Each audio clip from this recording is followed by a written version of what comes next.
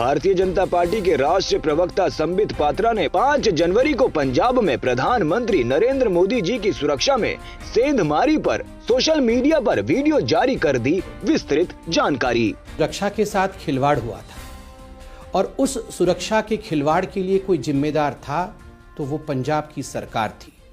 आप सभी जानते हैं क्योंकि मीडिया के माध्यम से भी हमने देखा कि प्रधानमंत्री जब पंजाब में एक कार्यक्रम के लिए गए थे तो लगभग 20 मिनटों के लिए एक फ्लाईओवर के ऊपर उनका जो काफिला था वो रुका रहा। ये कोई साधारण विषय नहीं है। ये फ्लाईओवर पाकिस्तान के बॉर्डर से मात्र 10 किलोमीटर की दूरी पे था, अर्थात पाकिस्तान के आर्टिलरी फायरिंग रेंज में ये फ्लाईओवर मौजूद था। प्रधानमंत्री की गाड़ी मौजूद थी। ड्रोन्स के बारे में भी आपने सुना होगा कि ड्रोन्स आजकल बॉर्डर से भेजे जाते हैं, पाकिस्तान द्वारा भेजे जाते हैं। जम्मू कश्मीर में भी देखा है और खास करके पंजाब में किस प्रकार से पाकिस्तान ड्रोन्स का इस्तेमाल कर रही है ये भी हमने देखा है। प्रधानमंत्री जी का काफिला, प्रधानमंत्री जी की गाड़ी पाकिस्तान से महज 10 किलोमीटर दूर ड्रोन के पकड़ में भी थी। कोई भी एक्सप्लोजिव लेडन ड्रोन अंदर आ सकता था। तीसरी बात है कि जहां प्रधानमंत्री जी की गाड़ी फ्लाईओवर पे रुकी हुई थी, आपने मीडिया के माध्यम से भी देखा होगा कि आसपास अनेकों घर थे, बहुत सारी बिल्डिंग्स थी, कई पेड़ थे और कई ऐसे स्थान थे जिन पर स्नाइपर अर्थात बंदूकधारी व्यक्ति आराम से अपने आप को छुपा सकता था। कहने का तात्पर्य है कि प्रधानमंत्री जी का जो वाहन था और खुद प्रधानमंत्री खतरे के घेरे में थे, खतरे के निकट थे। जब भी देश के प्रधानमंत्री किसी भी राज्य में जाते हैं, किसी भी प्रदेश में जाते हैं तो एक प्रोटोकॉल होता है। उनको रिसीव करने वहां के मुख्यमंत्री, चीफ मिनिस्टर आते हैं, उनको रिसीव करने वहां के चीफ सेक्रेटरी अर्थात मुख्य सचिव आते हैं, उनको रिसीव करने के लिए उस राज्य के, उस प्रदेश के DGP, director general of police आते हैं। मगर 5 जनवरी को जब प्रधानमंत्री श्री नरेंद्र मोदी पंजाब पहुंचे, तीनों नदारद थे। आश्चर्य की बात है, ये कोइंसिडेंस हो सकता है क्या कि एक ही साथ तीनों मुख्य लोग, प्रशासन के तीनों पिलर्स एक साथ मौजूद नहीं होना? Is it just a coincidence और अ कॉन्स्पिरेसी? ये आप सोच के देखिएगा। प्रधानमंत्री का जो काफिला है, उस काफिले में चीफ सेक्रेटरी, मुख्य सचिव और DGP, director general of police, दोनों के लिए ईयर मार्क्ड गाड़ियां मौजूद थी, अर्थात जिन गाड़ियों में इन महानुभावों को बैठना था वो गाड़ियां मौजूद थी। किंतु आपको जान के आश्चर्य होगा, वो गाड़ियां खाली थी, उनमें ना मुख्य सचिव थे और ना ही डीजीपी मौजूद थे। ऐसा क्यों? मुख्यमंत्री चन्नी साहब ने बाद में कहा कि वो किसी कोविड पेशेंट के संपर्क में आए थे, उनके किसी मित्र को कोविड हो गया था और इस कारण से उन्होंने उचित समझा कि वो चूंकि एक्सपोज हो चुके हैं, वो बाहर ना आए और प्रधानमंत्री या उनके काफिले को एक्सपोज ना करें। ये तो समझ में आता है। किंतु शाम होते होते चन्नी साहब प्रेस कॉन्फ्रेंस को एड्रेस कर रहे थे, हजारों के भीड़ में मौजूद थे। कहीं ना कहीं ये बात हजम नहीं होती है। और तो और चन्नी साहब रिसीव करने नहीं आए, किंतु चन्नी साहब फोन पे तो उपलब्ध हो सकते थे। आपको जान के हैरत होगी कि जब ये सारा प्रकल्प हो रहा था, ये प्रकरण हो रही थी, जब प्रधानमंत्री जी के सुरक्षा के साथ खिलवाड़ हो रहा था, उस समय चन्नी साहब को कई बार, मुख्यमंत्री जी को कई बार फोन के माध्यम से उनसे संपर्क स्थापित करने की कोशिश की गई, किंतु एक बार भी मुख्यमंत्री महोदय अपने फोन पर नहीं आए। He was not available on the phone. ठीक है, कोविड के कारण आप बाहर नहीं आए, ये तो समझ में आता है, किंतु कोविड के कारण आप फोन पे नहीं आए, ये बात हजम नहीं होती। मुख्यमंत्री नदारत, मुख्य सचिव नदारत, डीजीपी नदारत और देश के प्रधानमंत्री की सुरक्षा में सेंध। ये कुछ बहुत महत्वपूर्ण सवाल छोड़ते हैं देश के निवासियों के मन में और भारतवासियों के हृदय में। आपको यह भी जान के बड़ा विचित्र लगेगा कि चन्नी साहब ने पहली बार जब कैमरे को फेस किया प्रधानमंत्री जी के सुरक्षा घेरे के सेंध के पश्चात, तो उन्होंने कहा ये जो सुरक्षा चूक हुआ है ये कुदरती है, ये कुदरती सुरक्षा चूक है।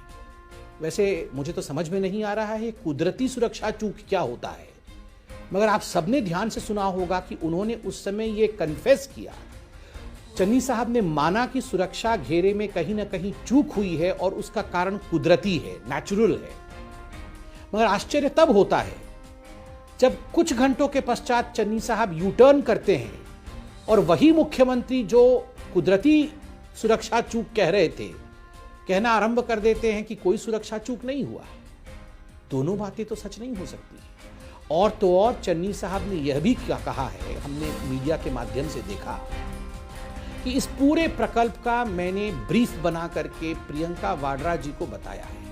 आखिर ये बात समझ में नहीं आती है कि चन्नी साहब एक सिटिंग मुख्यमंत्री हैं और इस पूरे प्रधानमंत्री के सुरक्षा में जो सेंध है, ये गंभीर मसला है, एक संवेदनशील और सेंसिटिव मसला है। उस विषय को अगर ब्रीफ करना ही था तो उन्होंने ब्रीफ प्रियंका वाड्रा को किया, जो कि किसी कॉन्स्टिट्यूशनल या संवैधानिक पद में नहीं है। ये बात भी हजम नहीं होती।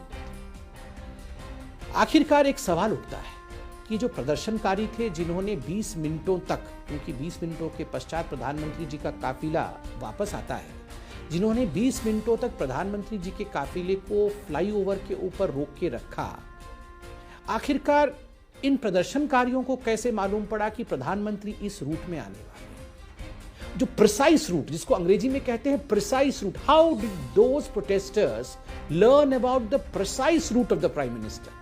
सटीक राह, जिस रास्ते पे प्रधानमंत्री आने वाले होते हैं, वो गुप्त रखा जाता है, वो किसी को बताया नहीं जाता है। It is not disclosed. किंतु दुखद विषय है, आश्चर्यजनक विषय है, चिंताजनक विषय है।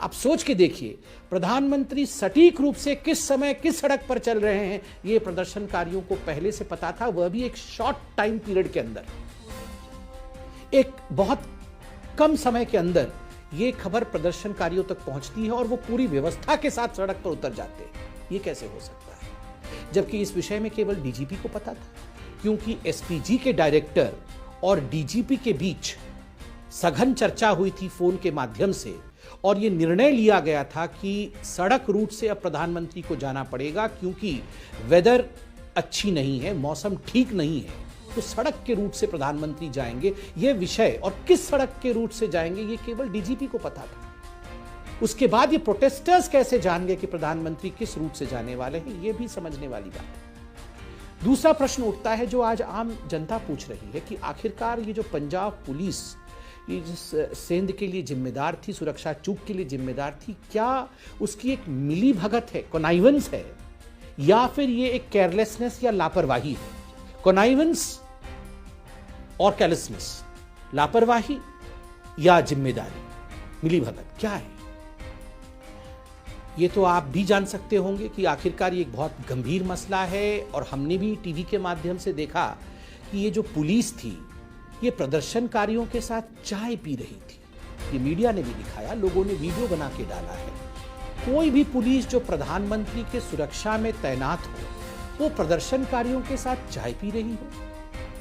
ऐसा तो नहीं हो सकता है। प्रदर्शनकारियों के साथ बैठकर हंसी ठहाके लगाना, चाय पीना, ये विषय कुछ हजम नहीं हुआ। दूसरा है कि पुलिस के एटीट्यूड को आप अगर फ्लाईओवर के ऊपर ध्यान से देखेंगे, कुछ तस्वीरें हैं, कुछ वीडियो हैं, आप पुलिस के एटीट्यूड को देखिए और आप एसपीजी के एटीट्यूड को देखिए, बॉडी लैंग्वेज को देखिए।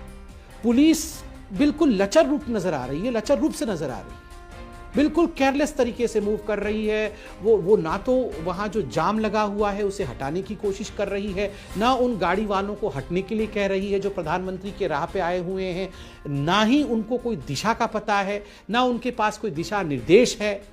और ऐसा लगता है जैसे वो कुछ करना नहीं चाहते हैं, अकर्मण्य बन के वो खड़े नजर आते हैं। और एसपीजी को देखिए, तैनात है, चुस्त है, दुरुस्त है, प्रधानमंत्री जी को चारों तरफ से वो घेर करके खड़ी है, क्योंकि प्रधानमंत्री जी के बॉडी प्रोटेक्शन के लिए और क्लोज प्रॉक्सिमिटी के प्रोटेक्शन के लिए अगर कोई जिम्मेदार है तो वो एसपीजी है।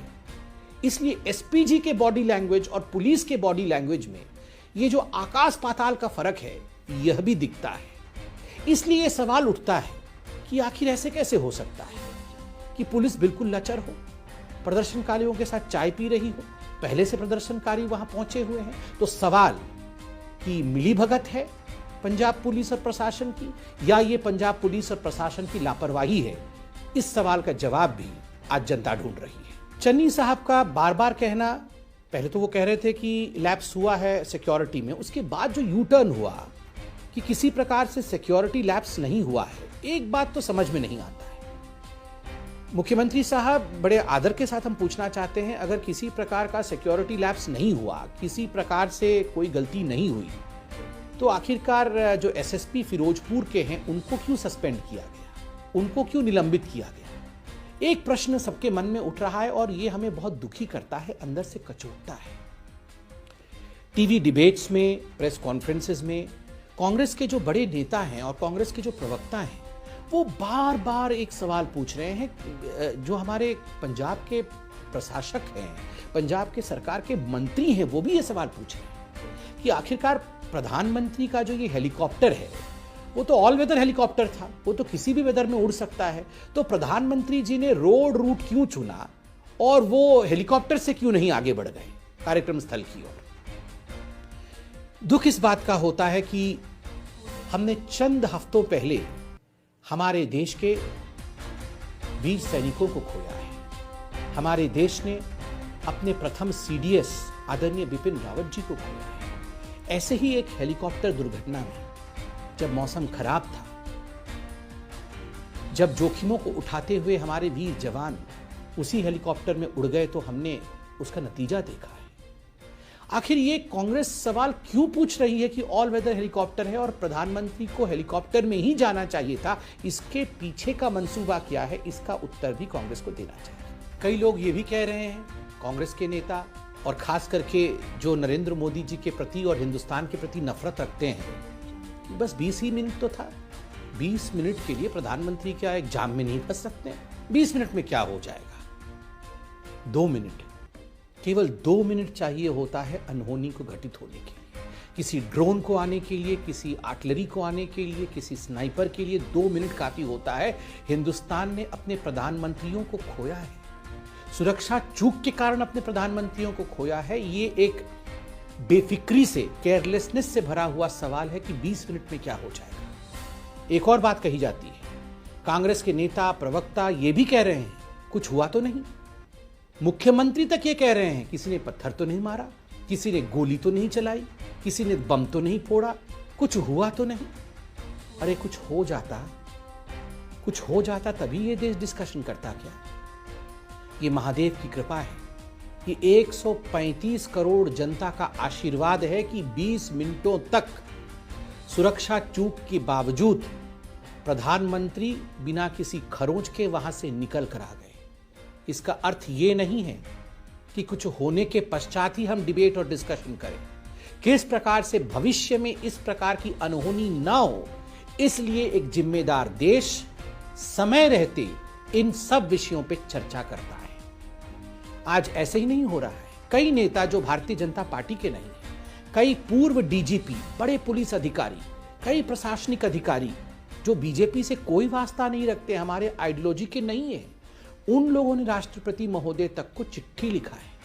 उन्हें तकलीफ होती है कि हिंदुस्तान जैसे बलिष्ठ देश, हिंदुस्तान जैसे डेमोक्रेटिक कंट्री में यदि प्रधानमंत्री की सुरक्षा में सेंध पड़ सकती है, तो एक आम जनता सुरक्षित कैसे रह सकता है? और तो और देश के सर्वोच्च न्यायालय सुप्रीम कोर्ट ने इस पूरे विषय को गंभीरता से सुना है, अब भी सुन रही है, गंभीरता से लिया है। और पंजाब सरकार ने जो दिखावे के लिए एक कमेटी का गठन किया था, उस कमेटी तक को रद्द कर दिया है सुप्रीम कोर्ट ने। सुप्रीम कोर्ट इस देश के प्रधानमंत्री की सुरक्षा को लेकर किस प्रकार की गंभीरता होनी चाहिए उसे समझ रही है। एक बात आज मैं पूछना चाहता हूं, कांग्रेस की जो ये एटीट्यूड है, हेट मोदी, मोदी से घृणा, मोदी जी से नफरत, आखिर क्यों? मोदी जी देश के प्रधानमंत्री हैं, उनके सुरक्षा के चूक को लेकर इस प्रकार की घिनौनी बातें करना, उनके प्रति इस प्रकार के नफरत को दर्शाना आखिर क्यों? मोदी जी ने क्या बिगाड़ा है? क्या बिगाड़ा है मोदी जी ने? मोदी जी ने देश में भ्रष्टाचार को समाप्त करने के लिए ना खाऊंगा ना खाने दूंगा, इससे देश का क्या बिगाड़ा है? मोदी जी ने परिवारवाद की राजनीति को समाप्त कर दिया, इससे क्या बिगड़ गया देश का? कुछ नहीं बिगड़ा देश का। मोदी जी ने कश्मीर में अनुच्छेद 370 को समाप्त करके कश्मीर को देश के मुख्य धारा से जोड़ने का काम किया है।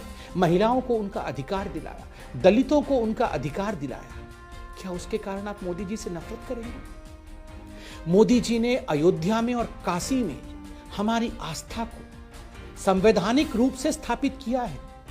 राम मंदिर के लिए 500 वर्षों से हम लड़ रहे थे, आज संवैधानिक रूप से कोर्ट के माध्यम से न्यायपूर्ण तरीके से भव्य राम मंदिर का निर्माण हो रहा है। इस कारण आप मोदी जी से नफरत करेंगे और उनके सुरक्षा में चूक करेंगे? मोदी जी से आप इसलिए नफरत करेंगे क्योंकि मोदी जी गरीबों के लिए काम कर रहे हैं। कुछ 5-6 ऐसे महत्वपूर्ण मिथ्स, जिसको अंग्रेजी में मिथ्स कहते हैं, जो झूठ और अपवाद फैलाने की कोशिश हो रही है इस पूरे प्रकरण को लेकर, उन्हें भी तोड़ना आवश्यक है। मैं उन मिथ्स के बारे में भी बात करूंगा और उन अपवादों को भी अभी ध्वस्त करूंगा। अपवाद नंबर 1, मिथ नंबर 1। जो मिथ नंबर 1 है वो है पंजाब सरकार और पुलिस को रोड रूट के विषय में पहले से सूचना नहीं थी। उनको प्रधानमंत्री रोड रूट से जाएंगे ये पता नहीं था और इस कारण से ये चूक हुई। गलत, बिल्कुल गलत है। ASL जिसका अर्थ है एडवांस्ड सिक्योरिटी लायजन, 1 और 2 जनवरी को, 1 और 2 जनवरी को जो पंजाब की प्रशासन है और जो SPG है, दोनों ने मिलकर ASL किया था, अर्थात एडवांस्ड सिक्योरिटी लाइजन करके रोड रूट के कंटिंजेंसी प्लान के विषय में डिस्कस कर लिया था कि अगर मौसम खराब रहेगा, प्रधानमंत्री को रोड रूट से जाना होगा, तो किस रोड रूट से जाएंगे, किस प्रकार जाएंगे और वहां किस प्रकार सुरक्षा की व्यवस्था करनी है। ये सब कुछ पहले से डिस्कस हो चुका था पंजाब के प्रशासन के साथ, पंजाब के पुलिस के साथ। और तो और इस पूरे ASL को लेकर 4 जनवरी को, अर्थात प्रधानमंत्री जी के आने से ठीक 1 दिन पहले रोड रिहर्सल तक हो चुका था। अर्थात भटिंडा से लेकर फिरोजपुर तक का सफर, जो जिस रोड रूट में प्रधानमंत्री जा रहे थे, उसका पूरा रिहर्सल पंजाब पुलिस ने किया था। SPG भी मौजूद थी। रिहर्सल होने के बावजूद ये कहना कि हमारे लिए तो ये आश्चर्य का विषय था, रोड रूट के विषय में पता ही नहीं था, इस कारण ये चूक हुआ, कहीं ना कहीं झूठ बोला जा रहा है। नंबर 2, जो मिथ नंबर 2 है वो है कि सडन चेंज इन प्लान, कि अचानक प्रधानमंत्री जी ने अपने रूट को बदल दिया और इस कारण से अफरा तफरी मच गई और इस कारण से ये चूक हुआ है। गलत बात है। जब प्रधानमंत्री पंजाब पहुंचे, खराब मौसम के कारण जब हेलीकॉप्टर टेक ऑफ नहीं कर पाई और ये निर्धारित किया गया, ये निश्चित किया गया कि प्रधानमंत्री अब रोड रूट से जाएंगे, यह पूरा विषय DGP, राज्य के डायरेक्टर जनरल ऑफ पुलिस के साथ साझा किया गया, उनके साथ ये डिस्कस किया गया और जब DGP महोदय ने क्लियरेंस दिया, उसके पश्चात ही प्रधानमंत्री उस रूट पे आगे बढ़ते हैं। तो ये कहना कि अचानक प्लान चेंज हुआ, ये गलत बात है। DGP को इसकी इंफॉर्मेशन थी, SPG और DGP ने बात किया था। और तो और जो भटिंडा के SSP हैं, जो पायलट गाड़ी चलती है, उसको लीड करने का काम SSP भटिंडा कर रहे थे। अर्थात ये गलत बात है कि ये सब कुछ सडन हुआ, क्योंकि राह दिखाने का काम पंजाब पुलिस ही खुद कर रही थी। तो ये कहना कि अचानक राह बदल गया, ये गलत बात है। तीसरा मिथ जो झूठ फैलाया जा रहा है कि जो पंजाब की पुलिस थी, जो पंजाब की प्रशासन थी, वो प्रधानमंत्री के ऊपर किस प्रकार के असुरक्षा के भाव थे, किस प्रकार के सिक्योरिटी थ्रेट्स थे, उससे वो अवगत नहीं थी। यह भी झूठी बात है, गलत बात है। क्योंकि जो इंटरनल कम्युनिकेशंस है पंजाब पुलिस की, अगर आप उन इंटरनल कम्युनिकेशंस को देखेंगे तो आप पाएंगे कि पंजाब पुलिस ने आपस में बातचीत की है कि प्रधानमंत्री के ऊपर खतरा हो सकता है, इसलिए ट्रैफिक डाइवर्शन प्लान वो भी पंजाब पुलिस ने तैयार किया था। पंजाब पुलिस ने यह भी बात किया है कि ऐसा भी संभव है कि कुछ जगहों पर अगर प्रधानमंत्री रोड से जाए तो प्रोटेस्टर्स भी आ सकते हैं। तो किस प्रकार से वैसे सिचुएशन को डील करना है, उस पर भी इंटरनल कम्युनिकेशन पे पंजाब पुलिस ने बात किया हुआ है। ये सब कुछ बातचीत उनकी इंटरनल डॉक्यूमेंटेशन दिखाती है, किंतु धरातल पे जब ये सारी बातों को होना था, तब चूक हो जाती है, तब ये सब कुछ नहीं होता है। तो ये कहीं ना कहीं जो मिथ फैलाया जा रहा है, जो झूठ फैलाया जा रहा है कि प्रधानमंत्री के ऊपर किस प्रकार के खतरे थे, इससे पंजाब पुलिस अभिन्न थी, वो जानती नहीं थी, ये गलत है। वो जानती थी मगर उन्होंने कुछ किया नहीं। चौथा मिथ या चौथी झूठी बात जो फैलाई जा रही है इस पूरे प्रकरण में कि प्रधानमंत्री को बचाने का काम केवल और केवल एसपीजी का है, पंजाब पुलिस का इसमें कोई रोल नहीं। सरासर गलत। और यहां मैं तो कागज का भी सहारा लूंगा और पढ़ के भी सुनाऊंगा। आप सब ने सुना होगा, अभी मीडिया में भी चल रहा होगा, एसपीजी के ब्लू बुक के बारे में। एसपीजी की एक ब्लू बुक होती है और उस ब्लू बुक में नियम उद्धृत होते हैं, नियम लिखे जाते हैं। उस ब्लू बुक के क्या नियम है मैं पढ़ के सुनाता हूं। Chapter 1, rule number 1, the overall responsibility for ensuring the safety of prime minister rests with the state government and the responsibility for providing proximate security rests with the SPG Act 1988। मतलब जो प्रधानमंत्री की सुरक्षा का जो ओवरऑल चार्ज है उसके लिए कोई जिम्मेदार है तो पंजाब पुलिस और पंजाब की सरकार, पंजाब का प्रशासन था। प्रॉक्सिमेट बॉडी सिक्योरिटी के लिए, एकदम पास की सिक्योरिटी के लिए एसपीजी जिम्मेदार थी और एसपीजी वो कर रही थी, वो हमने फोटो और वीडियो के माध्यम से देखा है। चैप्टर 1, रूल नंबर 2, स्टेट्स क्या बताती है वो? The state police shell make all protective arrangement for the security and safety of PM. PM के सिक्योरिटी और सेफ्टी के लिए कोई भी प्रावधान करने हैं तो वो स्टेट की पुलिस, राज्य की पुलिस करेगी, एसपीजी नहीं करेगी। ऑन चैप्टर 1, रूल नंबर 5 ये क्या बताती है? Implementation of this rules will be the responsibility of the DGP of the state.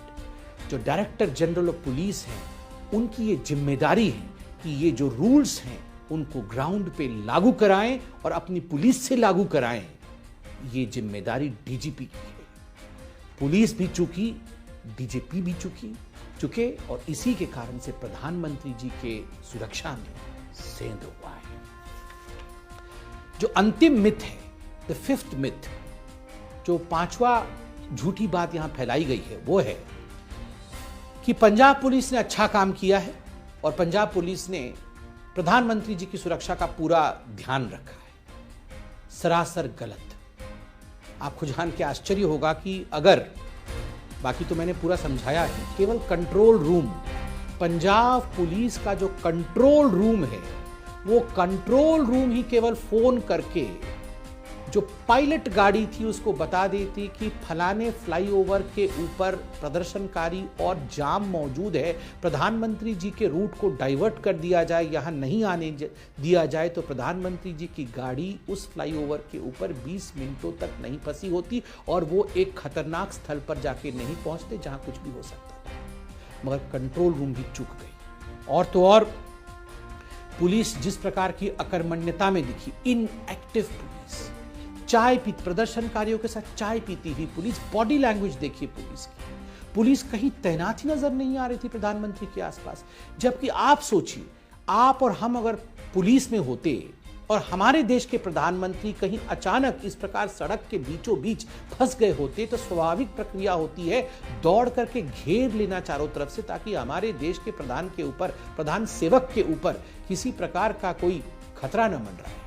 मगर पुलिस का जो व्यवहार था वो हमने देखा। पुलिस लचर नजर आ रही थी, अकर्मण्य नजर आ रही थी। बंधुओं, में अंत में इतना ही कहना चाहूंगा, देश के प्रधानमंत्री किसी पार्टी के प्रधानमंत्री नहीं होते। देश के प्रधानमंत्री राष्ट्र के प्रधानमंत्री होते हैं, हमारे देश के गौरव होते हैं। 135 करोड़ की जनता के प्रेम के कारण नरेंद्र मोदी जी को चुना गया।